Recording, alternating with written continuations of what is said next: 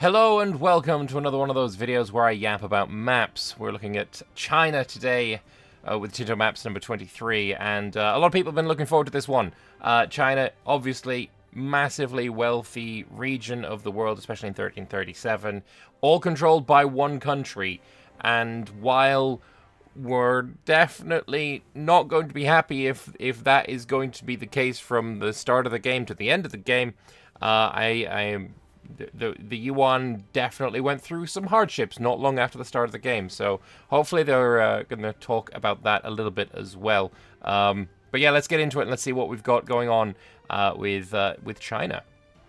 It'll be a huge one, as we'll take a look at the entirety of China. It's a really big area, but it doesn't make sense to split it into multiple parts to represent it separately, so we're showing it all at once. So without further ado, let's get started. And yeah, because it's all this, it's a single country at the start of the game, it definitely makes sense to do it all in one go. If it was more split up, say if we're in the Warring Kingdoms period, then it might make sense to have, split it into different Tinto talks, but yeah, no, it makes sense. I like that they're doing the whole thing, and I imagine this is going to be a very dense dev diary because of that. So yeah, Yuan Dynasty. Obviously, the territory is dominated by the Yuan, with Dali as its vassal. They appear big, strong, and scary, but they'll have their own fair share of problems for sure.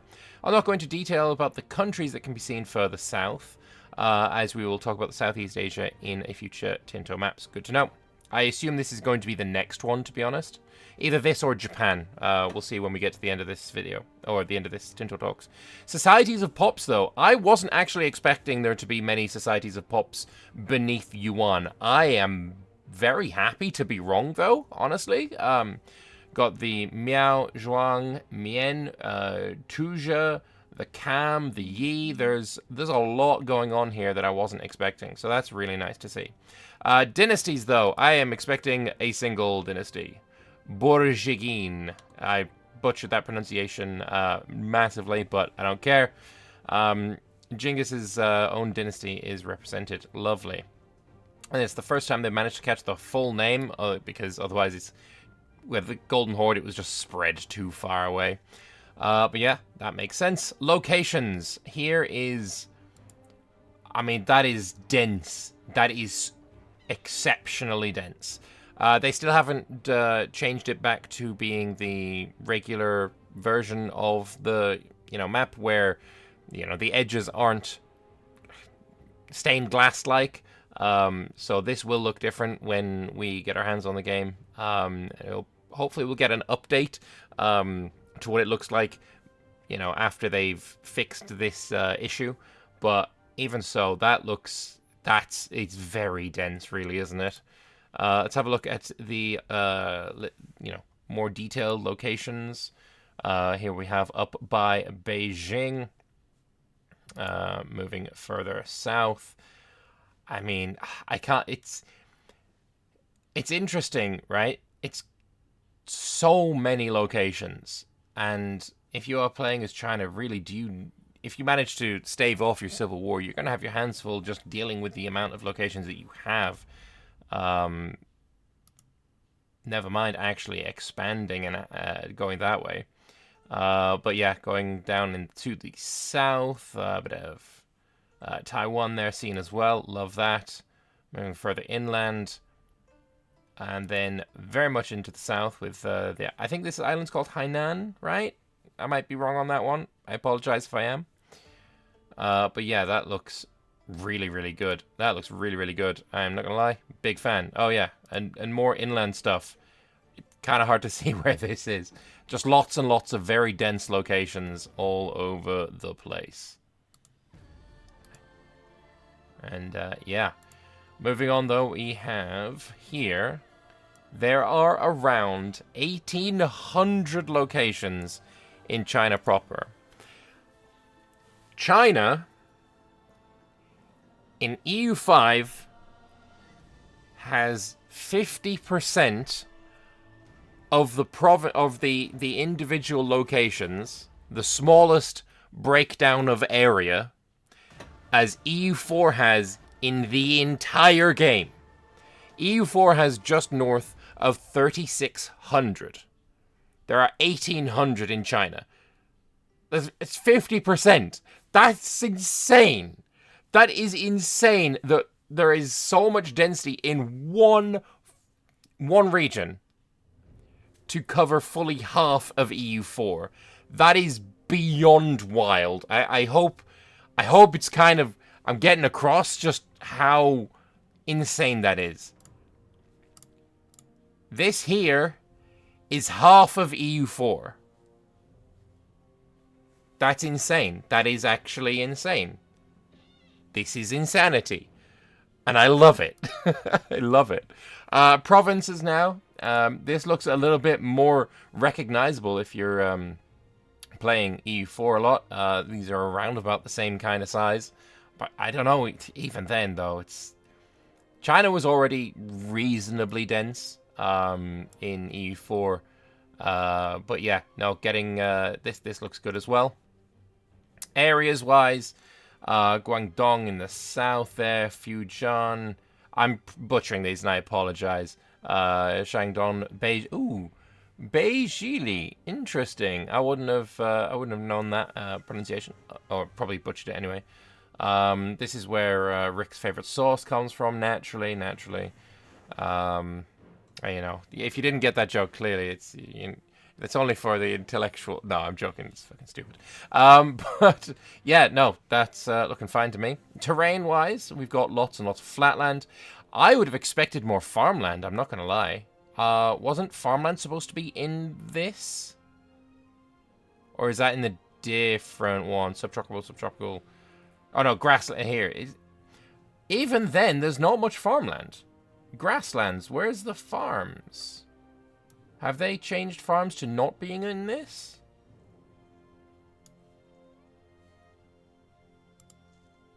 There was supposed to be farm. Is farmland no longer a thing? Are they moving away from that? Because I don't see it in any of these maps, and it definitely used to be a thing. Do I see any farmland at all that I can then... Yeah, that there is farmland. That, like, darker green, farmland there. There is nowhere near as much as I was expecting. Holy, that is a change. Well, is it a change or is it just something I wasn't expecting? This makes me think that they are confident that they have that engine update that they were waiting on, allowing you to change the vegetation of a location. Like, right now, there's so much grasslands. I'm expecting a lot of this to be able to change to farmland. At least I hope so, because this does not seem like enough, if I'm being perfectly honest. Yeah, no, that's interesting. That's very, very interesting. You'll notice here that there are a few locations... there are a few locations assigned as farmlands. Because when we did this part of the map, there was yet not a clear criteria of how we'd be defining the farmlands, and their placement here hasn't been reviewed yet. Okay, so maybe all the stuff I just said, just don't worry about it. I guess at some point we will... we may see an update to the China region where this will all turn into farmland. I hope so. But yeah, it is what it is. Development-wise, though, it's green. It's very, very green, with Beijing being, I believe, the greenest location on the entire map. So that's really cool. And then you can see sort of a variance, a change, a granulation, a gradient radiating outwards from China to the rest of the world. But that's really cool to see. As mentioned before, the harsh changes of development at the end of the China proper is probably too strong right now, and it's something that will have to be reviewed, especially at the Liaodong area. I could scroll up and find out what that area was, but I'm sure people don't need me to do that. They are smart cookies. The various harbors as well, super good harbors around the Hong Kong, Macau area. Some decent harbors in the north as well, but generally this is a pretty good coastline for harbors, just based on what we've seen on other Tinto maps before. As for cultures, there are a lot of them. Han has not yet become the dominant, overwhelming kind of everything is Han Chinese that it is in EU4. In fact, I actually don't see Han at all. Where is the Han? I thought they started around here, but I don't know if Han is here or if it is something that will be formed. Yeah, I don't see it at all. If anyone wants to write in the comments about where it maybe should be or what the history of the emergence of Han Chinese is, then feel free to let me know. I'd be interested in that. Closer look at the cultures as well, especially in this area where there is a lot of cultural divergence or diversity there, like in that a lot. Very cool. Very, very cool. And this is the cultural breakdown of Yuan, I guess. That is quite a lot of cultures. There's a lot of cultural variation in China, not only among the Sinitic peoples, which have been divided according to their linguistical and dialectic differences, but also having many other types of non-Sinitic peoples. The resulting pie chart for the cultures of the country is a wonder to see indeed. And even if Yuan itself is Mongolian, there are actually very few Mongolian people in the country, as only the ruling class would belong to it, as another source of further trouble for Yuan. As for religions, a lot of it is Mahayana Buddhist. But looks like there are quite a few extra religions here that I don't think I've ever seen before. Nuo and Cam Yao Moist. Love that word. The Bai Moist. So if you're moist but also Bai, then that one's for you. Considering religion, there's a lot of variation in the Southwest, and one thing you will notice is the clear lack of animism. We finally eliminated animism as a religion from the game and divided it into many multiple ones. Besides that, and some Muslim presence in some areas, there are some other small pockets of religions that do not appear in the map, like Manichaeanism, Nestorianism, Judaism, and Zoroastrianism. And the elephant in the room is Mahayana, that we've already mentioned. We have plans on dividing it, but more on that at the end. Okay, good to know that, for sure. We'll take a closer look at the moist and the bi-moist, naturally. But yeah, there is... So these, I guess, were all used to be animist, and now it's all been changed. I kind of want them to do a Tinto bi-weekly map thing where they go over, look, here is all these places that had animist in the various Tinto maps that we've done before. Here's what they look like now. Just do a religion Tinto map, right? Just to show that, especially in Africa, there was a ton of animist that is now, I guess, as it is no longer in the game, different. I want to see it. I want to see it. Raw materials. Holy. So, what have we got here? Lots of wheat in the north, livestock, clay, rice is abundant. We got lumber.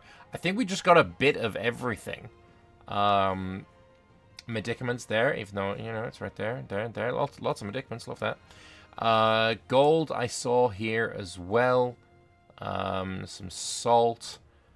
Again, I've said it before, but I think it is worth mentioning again. You're really seeing this map, I imagine for most people, it won't really click that what areas are rich in resources and which ones aren't until we really get our hands on the game and get to play it and understand like how those resources are interacting with our game. Right now, it is just TV static of colors at this point, for me at least. I don't know if that is what anyone else is feeling, but I imagine I will be able to be like, yeah, the resource is rich and I'm looking for certain colors after playing the game and understanding the game. But right now that really isn't clicking for me. But I think, you know, we've got some copper and tea, actually quite a lot of tea now that I'm pointing out, lead as well, and I saw some saltpeter right here. So I mean, I'm sure it is absolutely resource abundant, but it is going to take a while to really understand how abundant it really is, especially in relation to other regions. It's a very resource-rich region, which makes it understandable that China was able to basically be self-sufficient in terms of resources for long periods in history, and with many sources of highly appreciated resources like silk, tea, and even soybeans. Another interesting thing is the division of the, on the preference of grain cultivation, with rice being more prominent in the south, while the north tends to favor wheat and sturdy grains, millet, basically. We can zoom in on these as well and see them a little bit more clearly. Really a lot of lumber, actually, that I'm noticing in the south as well. and then further inland, and finally a little bit further north. I like it. That's cool. I like it. As for markets, holy, there are a lot of markets for China. I wonder if it would be worth deleting some of these as the communication efficiency, as the control, your spread, your market access gets better. You know, building roads, for example, making it unnecessary to have Nanjing and Hangzhou could be something that is done. Merging some of these might be a good idea. I don't know. I feel like that is going to be the case as your market access gets better. As the development goes up, the build roads, etc. That would be cool. Population, 90 million. 90 million people. Holy. There's a lot of people in China, and with that many people and that many resources, obviously it has a lot of potential. We've been following population census of 1351 and 1393, which allows us to have the most accurate values we can have. That's cool that they're listing, well, they haven't listed sources, but it'd probably be pretty easy to follow said sources. So, if we zoom in, just, yeah, huge population here, as expected. That is a population there of almost 1 million people in one location. 500,000 people. That is insane. That is actually breathtaking number, like 600,000, 500,000.